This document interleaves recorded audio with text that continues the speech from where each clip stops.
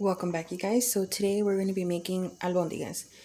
A lot of people normally use ground beef. I don't. I follow my grandmother's recipe and she uses ground pork. So this is a pound and a half. I'm going to be adding in some red onion, a little bit of white onion, either or. If you don't have either or, you have a yellow one, go ahead. It doesn't really matter. It's just, this is what I have on hand, so I want to finish it off. And a few tomatoes. I think I'm going to be using 2 tomatoes. Some potato and carrots. This is going to be the veggies in my soup, as well as some corn. I like this canned corn. This is the super sweet yellow and white kernels. It's just good. Some garlic. You can use either whole garlic, mashed garlic, minced garlic, whatever you have on hand. This is what I have, so I'm just going to use it, make my life easier. As well as some dried Hierba buena and some Oregano. If you have the fresh Hierba buena, that's even better. But if you don't, the dried it's good. It'll still work. So push these to the side. And what I'm going to do now is I'm going to chop up my 2 tomatoes. I'm actually going to use, one is going to go to the blender. The other one I'm going to chop up. And I'm also going to chop up my onions. So we'll come back once that's done. Alright, so excuse the noise in the background. It's raining outside. But what I did was I cut up my 2 tomatoes. So 1 tomato is going into the blender, as well as a little bit of onion.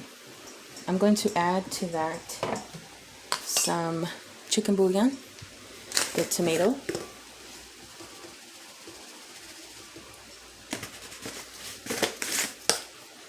as well as the regular bouillon.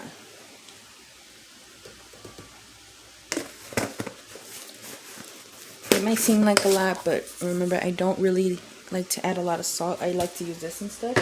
So put these to the side.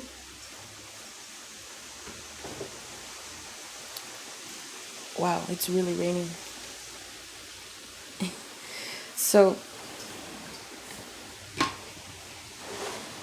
what I did with the other tomato was I chopped it up in small pieces, like this, as well as the onion. Like I said, you don't have to use both onions, use whatever you have. And then here is a spoon of my garlic. I parted some, so I kept out half, and this is going to be for my sofrito, and we're going to be using that also with what's in our blender.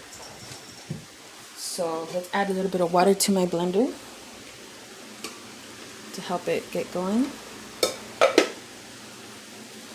And let's give this a blend, and I'll show you guys when I'm done. Okay, so to the olla that I'm going to be making the soup in, I added a little bit of oil. Now we're just going to let that heat up, and what we're going to add to that is going to be part of what we kept to the side of our chopped veggies. Okay, that includes my onion, tomato, and a little bit of the garlic. So we're going to toss this in.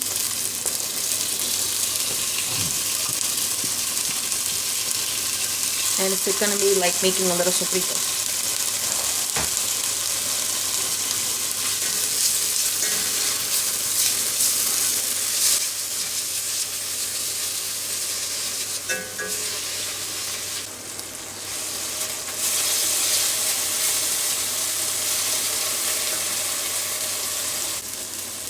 Okay, so now that we've had our little mix cooking for about 2-3 minutes, we're going to add our blended tomato sauce.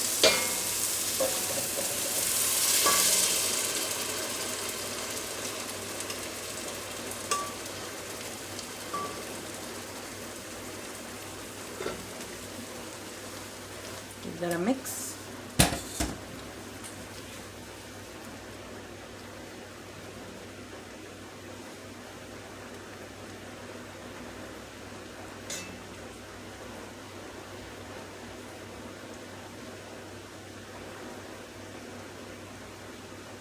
Now I want this to come up to a small boil, like a little simmer. You don't have to worry about cooking it all the way because our albondigas are going to cook in this sauce either way. But before I add water to this, I do want this to simmer. Okay. So while I let that heat up, can you see the bubbles already? We want that going for just maybe a couple of minutes. So while that's simmering, I'm gonna get my meat ready. So now that a few minutes have passed, and you can see my tomato sauce has gotten a deeper red color, now we can add our water.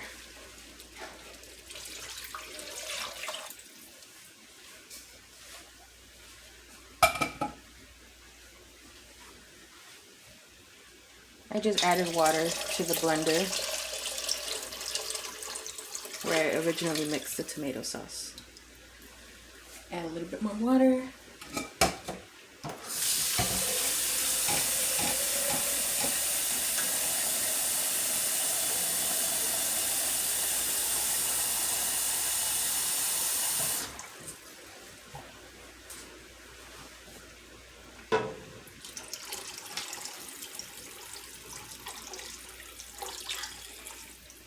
Okay. Give this a quick mix.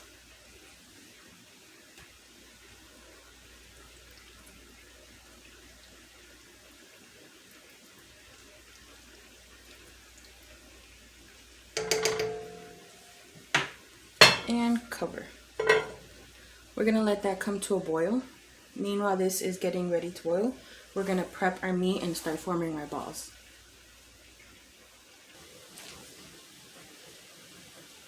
Alright guys, so for this part, we're gonna start to mix our meat and our veggies. Earlier, I forgot to tell you guys, you will need a little bit of rice. This is a little less than a cup of rice. And 1 egg. Earlier I said this is 1.5 pounds of meat. For me, 1 egg is enough. If you're using anything more, I would use 2 and more rice. The point of the rice is so when your balls are cooking, or when your meatballs, I should say, are cooking, the rice is going to help them to make sure that they don't dry out, as well as the veggies. Okay, so I'm also going to season the meat because to the soup, remember, we already added chicken and tomato bouillon. So let's get everything mixed together. This is ground pork, and I use gloves, you guys, because I don't want the meat to get under my nails and stuff. And this is the other half of what we chopped, and this is the garlic. See this paste? That's the garlic. So just gonna add that all in. You don't have to add as much veggies as I did. Si no les gusta nomás, usan menos. Le voy a echar un poquito de sal. No mucho porque el caldo ya va a tener sabor. Un poquito adobo.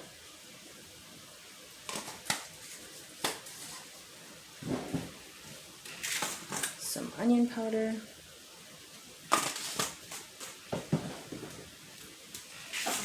Some garlic powder. You can never have too much garlic. And just a little dash of cumin.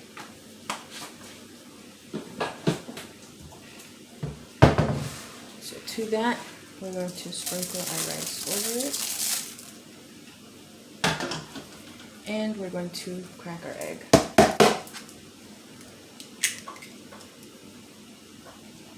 Drop it in.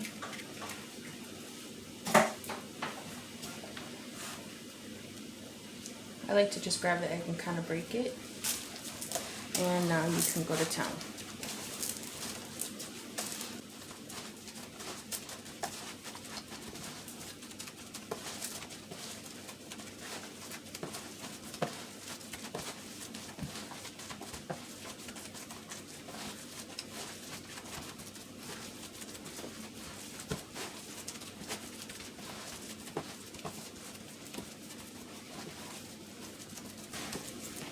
So this is what it looks like.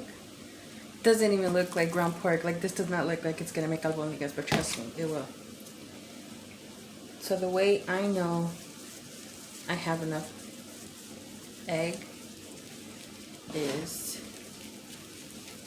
I should be able to form a ball like this without it really sticking. So you can form them as big or as small as you want. I would say this is as small as a golf ball, maybe even a little bit smaller. Just remember, the bigger they are, the longer it's going to take to cook.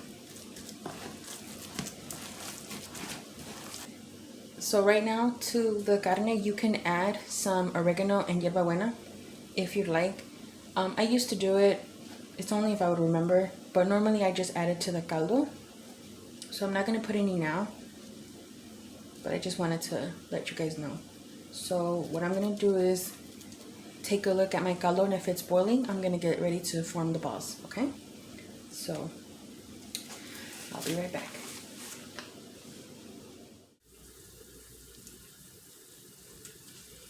Okay, so now that our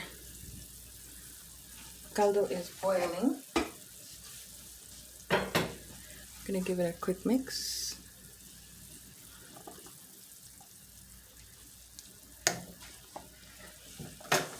And time to form our balls. Remember, as small as you'd like them, or if you prefer them a little bit bigger. Just go ahead and toss that in. Be careful not to burn yourself. A lot of people also like to add egg inside of their albondigas. My grandmother on my dad's side, she actually makes them with egg. So if you do that, what you would do is first you would boil your eggs as if it was a hard-boiled egg.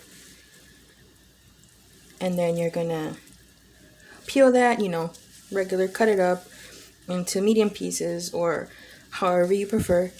And once you would have your ball, you might need a little bit bigger if you're deciding to add the egg, but what you would do is, you know, just kind of make a little welt, place your boiled egg, close it up, and then carefully, same thing, roll and toss in.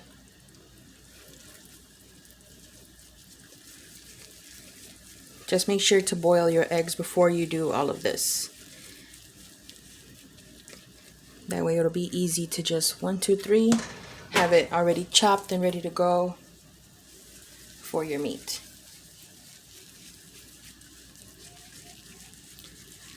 So now I'm just going to finish making the rest of my meatballs, tossing them in, and I'll show you guys when I'm ready to put the lid on, okay? Alright, so again I used 1.5 pounds of meat. I want to say I made at least 20 meatballs. Give this a mix.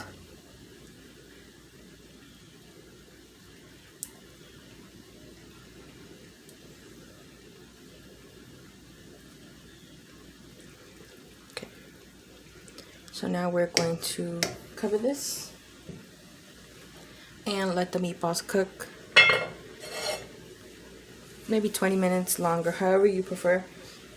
Just remember, the meatballs will continue to cook once you add in your veggies, and you don't want your meatballs to just completely fall apart. You want them soft to touch. I would say that one benefit of making albondigas de puerco is that they're not as dry. I know everyone says, oh, they only come out dry, you know, cuando las haces demolidas, si no le echas tal cosa. But personally, me, I have always preferred las albondigas de puerco. I don't know. They do let out a little bit more grease, which is why I don't add the hierba buena or the oregano till after, because once these finish cooking, you're going to see here an example. The grease is already starting to be released from the pork, but all you have to do is grab a little ladle or a spoon and just like this, scoop it out, toss it. once I skim all of the fat, then that's when I like to add the oregano and the hierba buena, because I don't want to take anything away from it. So take it how you want it, but I personally do prefer my albondigas que son o que sean de carne de puerco.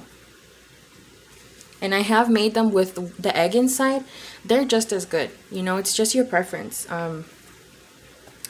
I forgot about making it with eggs. Honestly, that's why I didn't have any hard-boiled eggs ready. But hey, if you have any extra eggs you want to get rid of, go for it. So again, we're going to let this boil for, I would say 20 minutes. And while that's boiling, what I'm going to do right now is I'm going to chop up my carrots. So then we can add it. And keep an eye on this, make sure they're all boiling.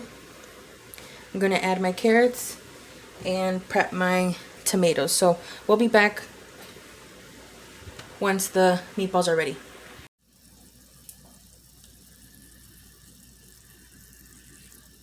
Okay, so now that it's been about 20 minutes, what I'm going to do is skim off some of the fat. This meat looks pretty good. It doesn't look like it has too much, but see that?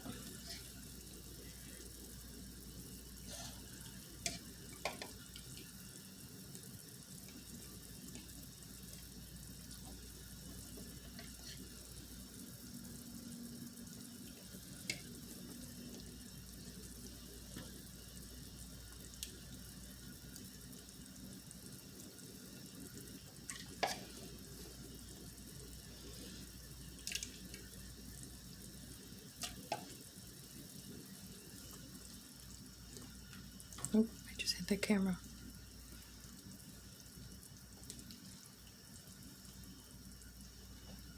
Okay.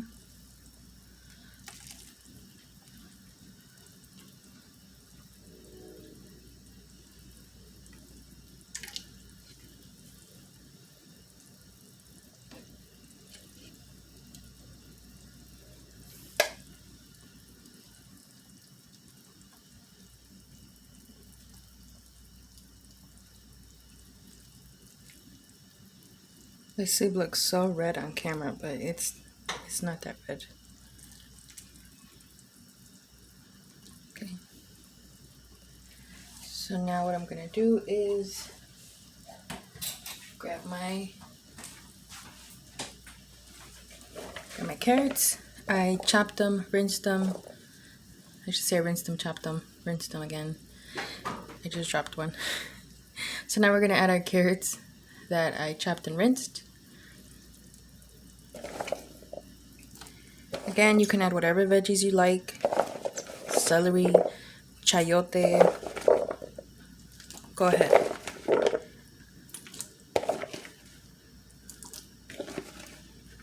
I normally just use whatever I have on hand, and I pretty much always have carrots and potatoes.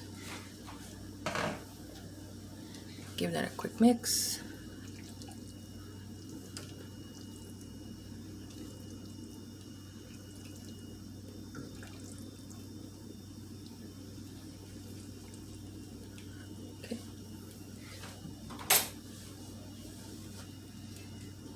What we're going to do now is we're going to actually add our dry seasonings.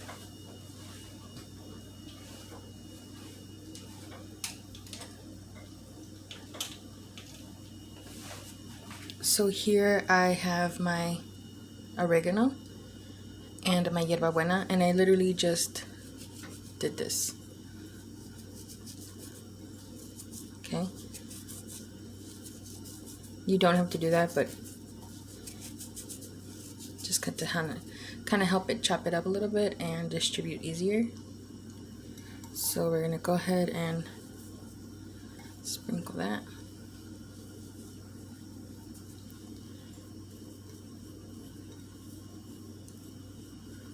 Okay.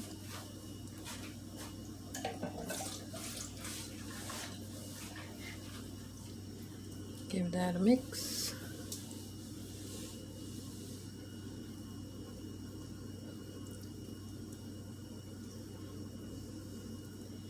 If you like your albondigas to be spicy, you can actually go ahead and add un chile de árbol, or you can serve, individually. But my husband does prefer spicy, so depending on the day, I'll usually add a few chiles de árbol. I am not actually crazy about spicy, so we're not gonna add it.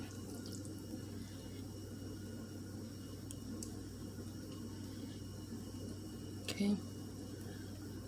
This looks like a lot of oregano and hierba buena, but don't worry, it's gonna soak up. It's gonna be soaked up by all the meat and potatoes and the carrots, that it's not gonna be a lot. Okay. So we're gonna let that come to a nice boil. Leave it cracked a little bit. And remember, we don't want our carrots fully cooked because I still have to add our potatoes and our can of corn. So we'll be back once our carrots are a little soft. Okay. So our carrots have been boiling for a few minutes.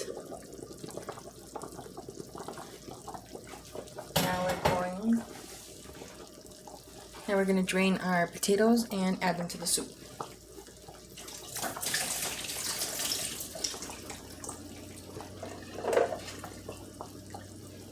Okay. Carefully add them in.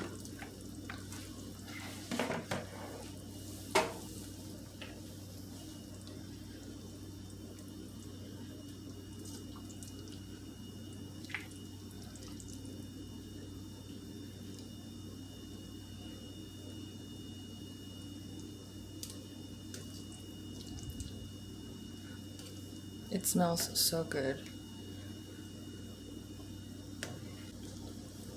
Okay, so now we're going to add our corn.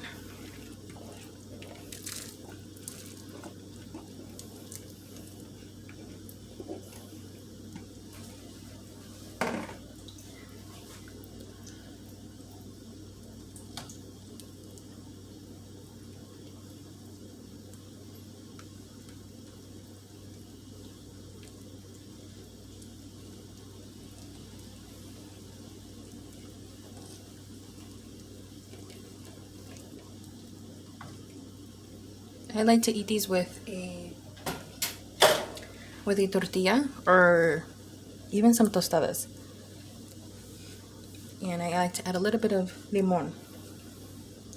But now I just want to show you guys what the albondiga looks like cut inside. Okay, so now I'm going to grab an albondiga to show you guys what it looks like on the inside. So here's my albondiga, and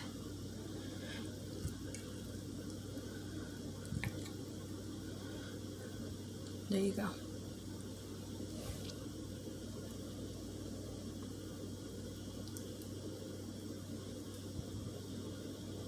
So there's no pink, and that's how you know that they're fully cooked. This is a pretty simple, easy, and fast recipe. I think that just the making the meatballs and again waiting for everything to boil, that's what takes the longest. But once your potatoes are done, this is ready to be served. So there you guys have it.